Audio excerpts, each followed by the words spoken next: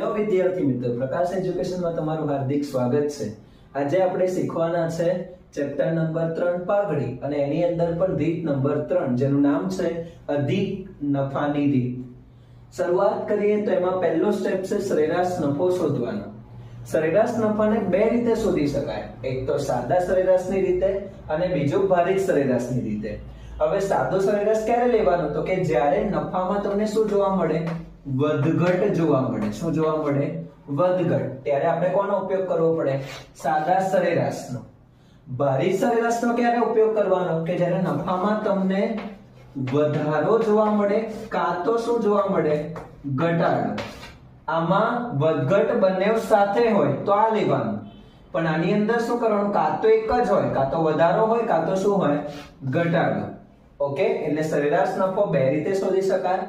આપણે પસંદગી કરવાનું કે આપણને નફાની રકમ કેવી આપી છે એ પ્રમાણે તમે આ બેમાંથી કોઈ એક રીતનો ઉપયોગ કરીને સરેરાશ નફો શોધી શકશો।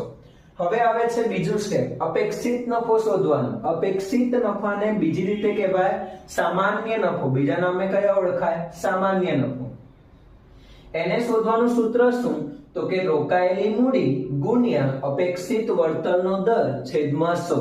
આ બંને વસ્તુ આપણને રકમમાં આપેલી જ હશે, પણ માની લો કે તમને રોકાયેલી મૂડી આપતા નથી, તો કરવાનું શું?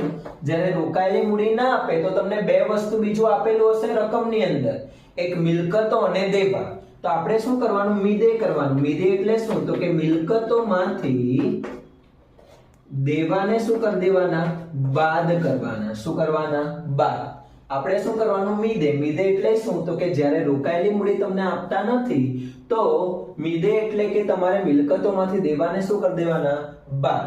હવે આવે છે તમારો ત્રીજો સ્ટેપ, એ શું છે તો કે અધિક નફો શોધવાનો। એ કેવી રીતે શોધાય? એકદમ સિમ્પલ, તો કે તમે જે સરેરાશ નફો શોધ્યો છે એમાંથી આ અપેક્ષિત નફાને શું કરી દેવાનું? બાદ। એટલે કે સરેરાશ નફામાંથી તમે અપેક્ષિત નફો બાદ કરો એટલે તમને શું મળી જશે? અધિક નફો। શું મળશે? અધિક નફો। અને છેલ્લો સ્ટેપ છે તમારો પાઘડી।